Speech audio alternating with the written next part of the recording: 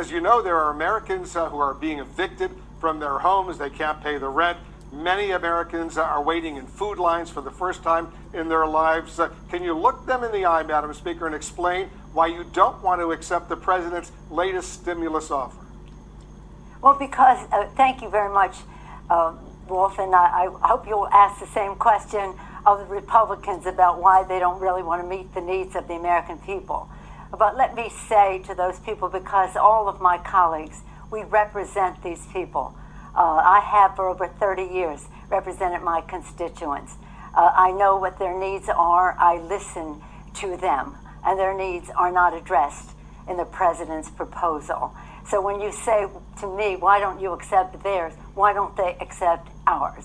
Our legislation is there to do three things primarily: to honor our workers, honor our heroes, our healthcare workers, our police and fire first responders, our teachers, our transportation, sanitation, food workers, the people who make our lives work. We couldn't be doing what we're doing without them. Many of them have risked their lives so that to save lives, and now they will lose their jobs because McConnell says let the states go bankrupt. Excuse me for interrupting, let the states go bankrupt. Madam Speaker, but they really need the money right now, and even members of I understand that, but even members of your own caucus.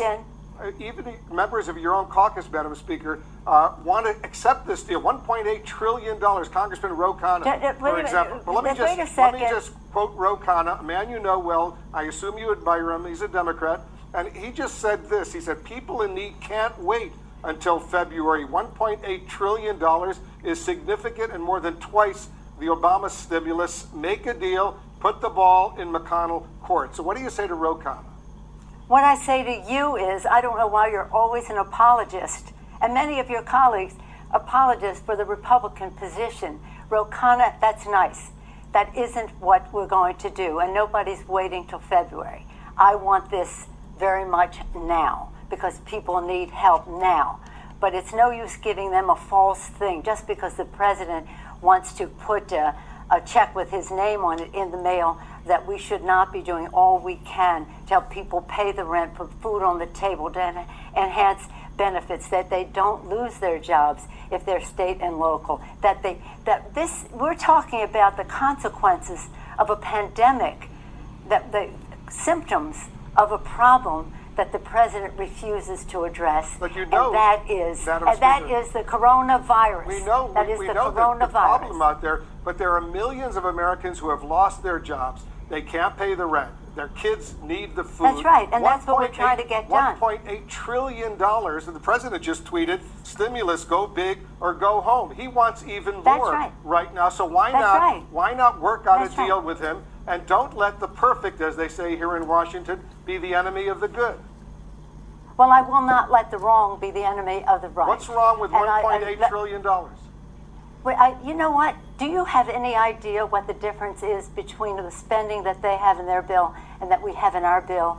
Do you realize that they have come back and said all these things for child tax credits and earned income tax credits, helping people who have lost their jobs, are eliminated in their bill? Do you realize they pay no respect to the fact that child care is very important for people whose children cannot go to school because they're doing remote learning, and yet they minimize the need for child care, which is the threshold with which people, mothers and fathers, can go to work if they have that? Do you have any idea of how that's precisely why, Madam Speaker, they're concerned? That's why it's so important right now. Yesterday I spoke to Andrew Yang, who says the same thing. It's not everything you want, but you know what? There's a lot there.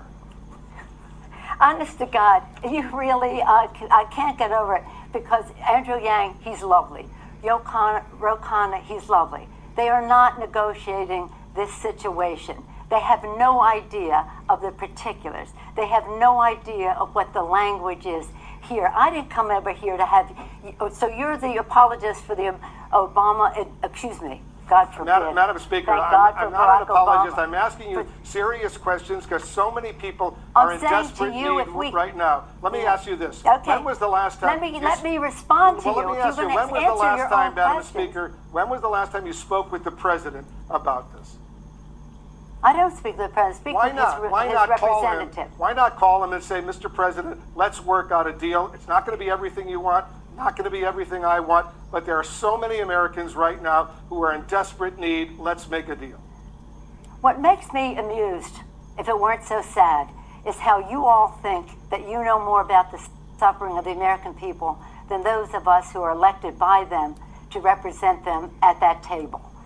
It is unfortunate that we do not have shared values with this White House and that they have in their bill, why don't you talk about in their bill, a tax break for the wealthiest families in the country while they cut out the earned income tax credit for the poorest families in our country and the poorest children in our country.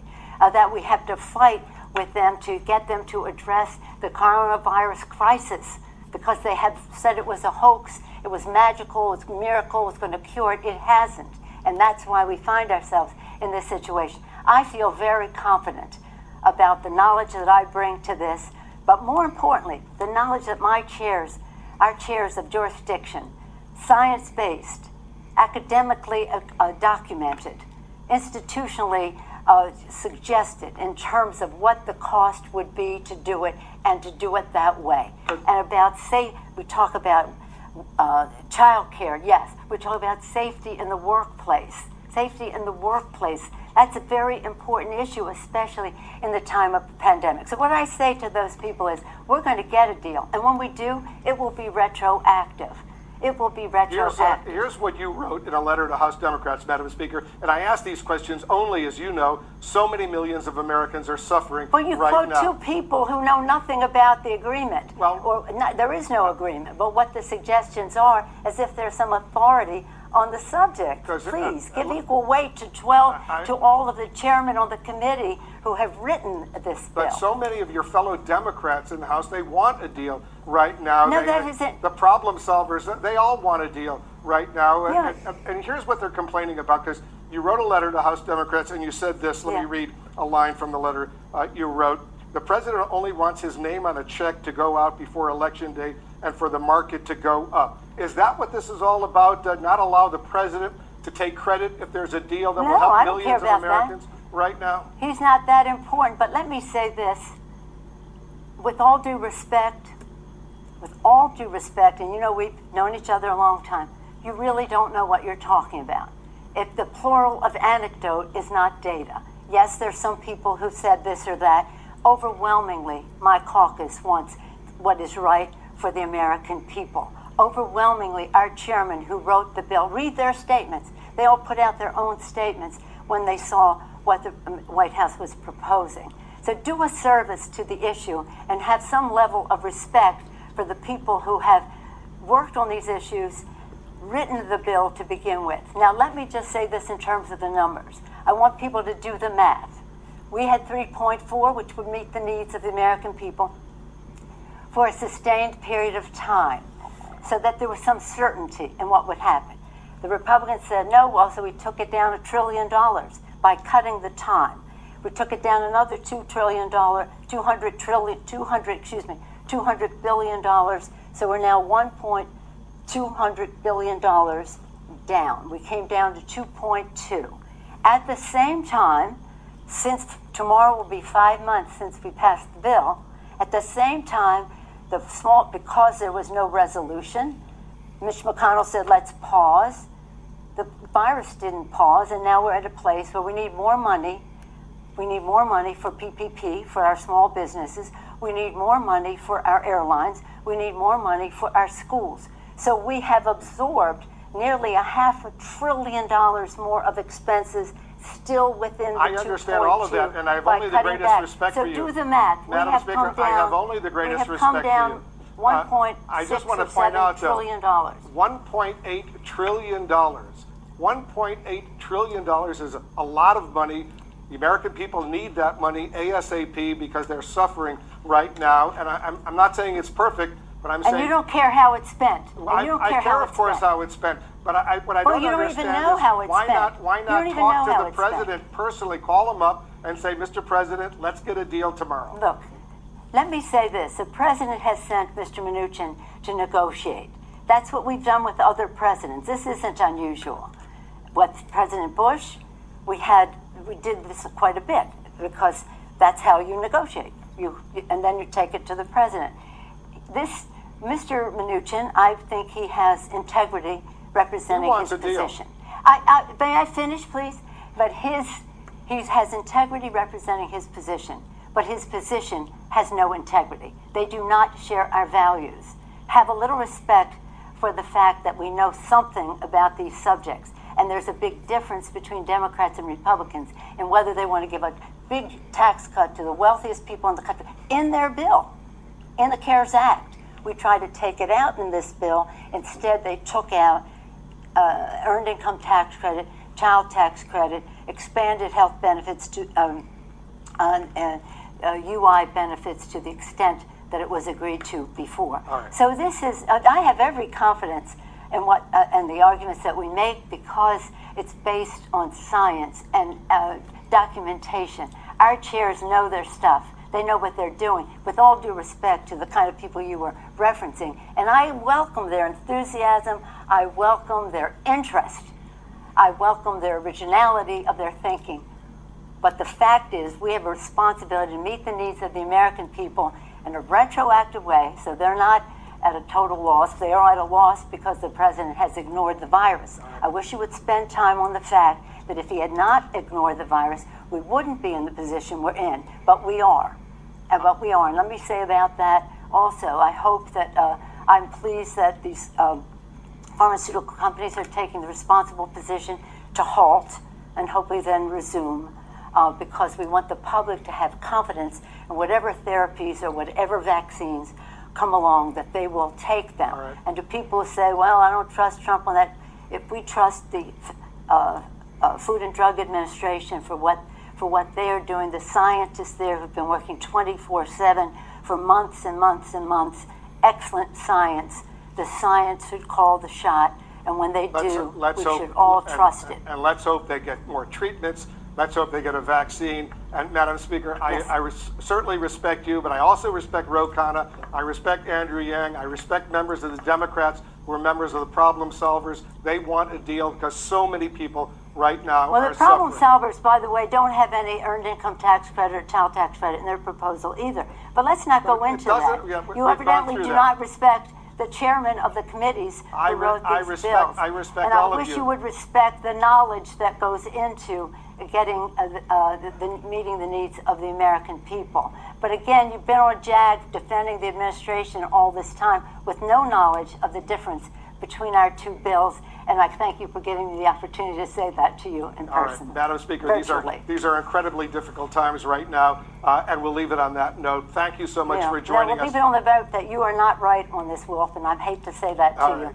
But I feel confident about it, and I feel confident about my colleagues, and I feel confidence in my chairs. And it's not about me, it's about millions of Americans who can't put food on the table, who can't pay the rent, And who are we having represent trouble, them. who And we are in trouble represent them. getting And by we on represent these them. long food And we lines that we're represent seeing. them. I know We you know are. them. I'm just We saying, represent them, and we know them.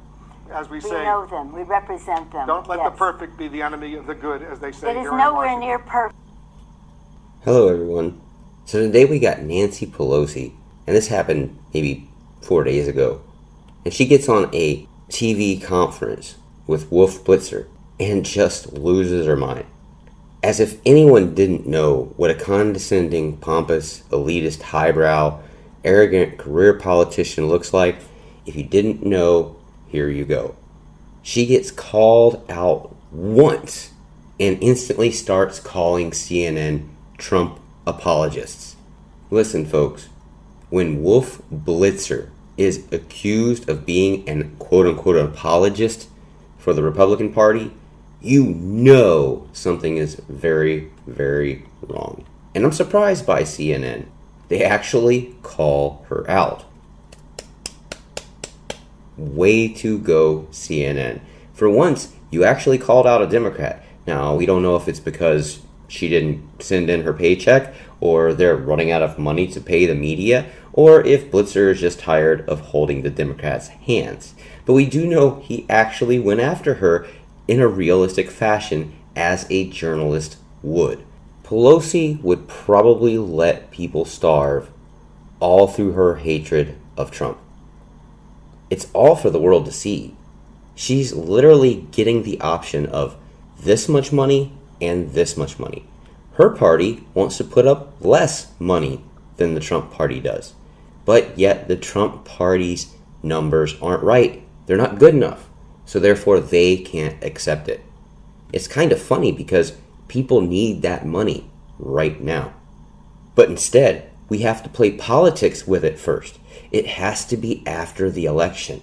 That's what's in Nancy's mind. Unfortunately, the rest of us have to play ball with the politics of the situation and who's in control. If CNN is calling her out, there's definitely a problem in the Democrat Party. There's something going on that isn't right because this is the Democrat apologists, not the Republican. So calling Wolf Blitzer a Republican apologist is redonkulous because it's not what he is. He's been hitting on Trump for a long time. He's been going after the guy as much as possible. At this point, we're actually surprised Nancy Pelosi didn't call Wolf a friggin' Russian. We also think it's kind of funny. She uses the quote, "People need help now." Weren't you the one on vacation eating ice cream while people were on lockdown and were having to wait in line to get food? Showing your $16 a pint ice cream off to the world to see? Showing off your $32,000 freezers? The rest of us can't really live like that, Nancy, and you really are off your meds. We think it's kind of funny that Nancy tries to rule the roost, though, because California has lost over 1 million residents. People have fled California like crazy. Just to put that in perspective, that's probably a quarter of some states' whole entire population. But we are generally impressed by Blitzer actually pushing her to answer why she refuses to send aid to suffering and unemployed Americans. Honestly, it's a good question. At what point did you decide that this was a political talking point? Just get the people the help they deserve. Agree on something with your president. Because, Nancy, he's your president too. And you've been attacking him this whole time. So I would ask the question, who is the Russian? Who is the communist? Who is the commie that's trying to take down America? Because when you attack the president, you are attacking America. He is the head honcho. So when you diminish whatever he does every single day, you're attacking America every single day. If you watch Pelosi in this video, it's kind of funny how she smiles.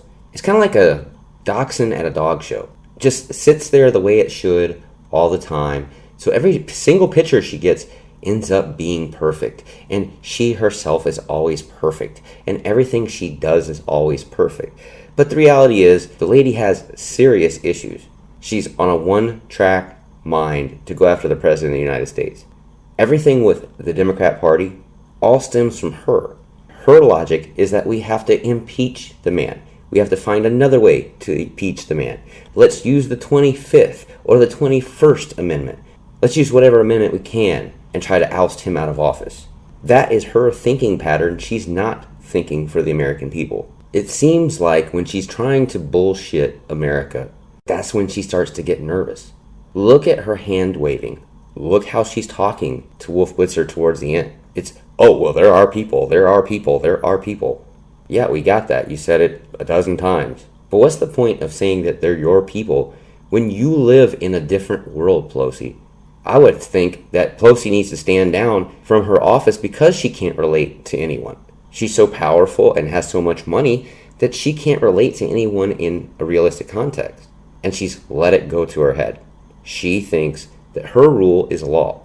When they speak and you don't have their ideals, you have to be quiet and sit down.